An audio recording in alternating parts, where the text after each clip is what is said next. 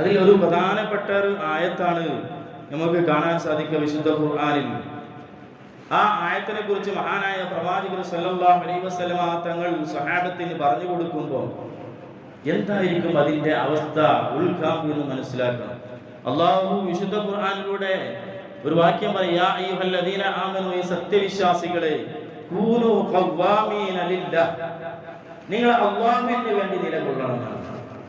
അല്ലാഹുവിന് വേണ്ടി നിലകൊള്ളുക, അല്ലാഹുവിന് വേണ്ടി നിലകൊള്ളുക.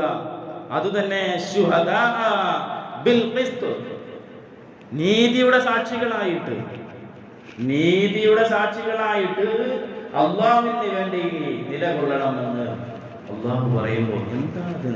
നമ്മുടെ കുടുംബത്തിൽ, നമ്മുടെ നാട്ടിൽ, അല്ലെങ്കിൽ നമ്മൾ ഏതെല്ലാം മേഖലയിലാണോ ഉള്ളത് അവിടെയൊക്കെ അല്ലാഹുവിന് വേണ്ടി നിലകൊള്ളുകയും അതുപോലെ തന്നെ നീതിയുടെ സാക്ഷികളാവുകയും വേണം. എന്നിട്ട് അല്ലാഹു തആല പറയുന്നു, വലാ യജ്രിമന്നകും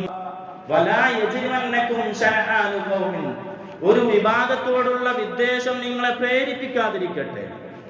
അത് മതത്തിന്റെ പേരിലാവട്ടെ, കുടുംബത്തിന്റെ പേരിലാവട്ടെ, അല്ലെങ്കിൽ മറ്റെന്തെങ്കിലും സാങ്കല്പികമായ നമ്മുടെ മനസ്സിൽ വരുന്ന വിഷയങ്ങളിലാവട്ടെ, ഏത് വിഷയമാവട്ടെ, വലാ യജ്രിമന്നകും, നിങ്ങളെ പ്രേരിപ്പിക്കാതിരിക്കട്ടെ, ശനആനു ഖൗമിൻ, ഒരു വിഭാഗത്തോടുള്ള വിദ്വേഷം, അലാ അല്ലാ തഅദിലു, നിങ്ങൾ നീതി ചെയ്യാതിരിക്കാൻ. അല്ലാഹു പറയുന്നത് എന്താണ്? ഒരു വിഭാഗത്തോടുള്ള എതിർപ്പ് കൊണ്ട് നിങ്ങളെ നീതി ചെയ്യുന്നതിനെ തൊട്ട് നീതിയെ തടയാൻ പാടില്ല. അതാണല്ലോ മഹാനായ പാണക്കാട് മുഹമ്മദ് ശിഹാബ് തങ്ങളുടെ സന്നിധിയിൽ വെച്ചുകൊണ്ട് ഒരു ചരിത്ര സംഭവം ഉണ്ടായിട്ടുണ്ട്. ഒരു ഉദാഹരണം പറഞ്ഞു എന്ന് മാത്രം. വലിയൊരു സംഗതിയാണത്. മഹാനവരുടെ കാലഘട്ടത്തിൽ മഹാനവരുടെ അടുത്തേക്ക് ഒരു പരാതി വന്നു. മഹല്ല് കമ്മിറ്റിക്കൊന്നും പരിഹരിക്കാൻ കഴിയാത്ത വിധത്തിലുള്ളൊരു പരാതി. എന്തായിരുന്നു ആ പരാതി എന്നറിയുമോ? ഒരു അമുസ്ലിമായ സഹോദരന്റെ പള്ളിയുടെ തൊട്ടടുത്തുള്ളതായ ആ വീട്ടുകാരുടെ തെങ്ങെന്തായിട്ടുണ്ട്, പള്ളിയിലേക്ക് ചാഞ്ഞിട്ടുണ്ട്. പള്ളിയിലേക്ക് ചാഞ്ഞിട്ടുണ്ട്. എന്നിട്ട് അവിടെ എന്ത് ചെയ്യുന്നറിയുമോ? പ്രശ്നമായി മഹല്ലിൽ. ആ മുസ്ലിങ്ങളായ കുടുംബം അതിന് വിട്ടുകൊടുക്കുന്നില്ല, ഒന്നിനും തയ്യാറാകുന്നില്ല. നിയമം അനുസരിച്ച് എന്താ നമ്മുടെ അടുത്ത നിയമം? എന്താ? അന്യൊരുത്തൻ അയൽവാസിന്റെ വീട്ടിലേക്ക് നമ്മുടെ തെങ്ങ് ചാഞ്ഞാൽ ആ തെങ്ങ് ആ വ്യക്തി അവന്റെ ചെലവിൽ മുറിച്ചു കൊടുക്കണം. അതാണ് നമ്മുടെ ഭരണത്തെ അംഗീകരിച്ചുകൊണ്ടുള്ളതാ നീക്കം.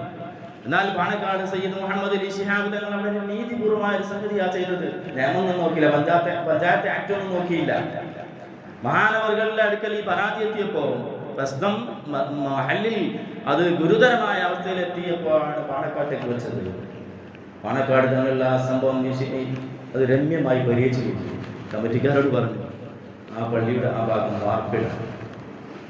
ആ വാർപ്പ് ചെയ്യാൻ വേണ്ടി യഥാർത്ഥത്തിൽ നമ്മുടെ നിയമമനുസരിച്ചും നീതി അനുസരിച്ചും എന്തെല്ലാം അത് മുറിച്ചു കൊടുക്കണം തന്നെയല്ലേ? അതും ഒരു അമുസ്ലിമായ മനുഷ്യനായിട്ട് പോലും മഹാനായ പാണക്കാട് സയ്യിദ് മുഹമ്മദ് അലി ശിഹാബ് തങ്ങൾ അത് മുറിക്കാൻ അവസരം കൊടുത്തില്ല. അവിടെ വാർപ്പിട്ട് കൊടുക്കാൻ വേണ്ടി പറഞ്ഞു. അതൊരു നീതി എന്നുള്ള നിലക്ക്, ഇത് ആരെയും ഒരു നിലക്കും പ്രയാസപ്പെടുത്താനും പറഞ്ഞതോ അല്ലെങ്കിൽ മറ്റോ അല്ല. നമ്മൾ നിയമത്തെ പാലിക്കണം. എങ്കിലും അവിടെ ഒരു അനീതിയുടെ മേൽ നിങ്ങളെ പ്രേരിപ്പിക്കാതിരിക്കട്ടെ എന്ന് വിശുദ്ധ ഖുർആൻ പറയുന്നുണ്ട്.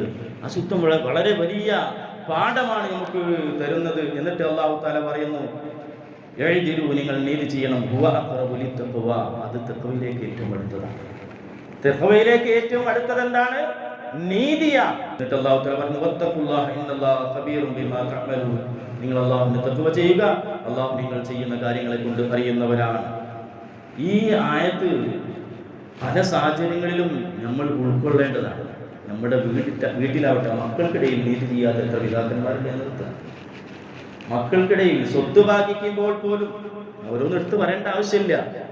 സ്വത്തിന്റെ വിഷയത്തിലാവട്ടെ, അല്ലെങ്കിൽ അവരുടെ സ്നേഹബന്ധത്തിന്റെ വിഷയത്തിലാവട്ടെ, എല്ലാറ്റിലും അനീതി കലർന്നു പോകുന്ന ഒരു ജീവിതം നമ്മുടെ മക്കളിൽ നിന്നുണ്ടാവും. അല്ലാഹു തആല കാത്തുരക്ഷിക്കുമാറാവട്ടെ.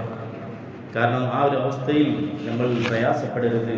അല്ലാഹു നന്മകൾ ചെയ്ത്, സുഹൃതങ്ങൾ ചെയ്ത്, തഖ്വ ചെയ്ത് ജീവിക്കാൻ നമുക്ക് എല്ലാവർക്കും തൗഫീഖ് നൽകുമാറാവട്ടെ എന്ന് മാത്രം പ്രാർത്ഥിച്ചുകൊണ്ട് ഞാൻ അവസാനിപ്പിക്കുകയാണ്.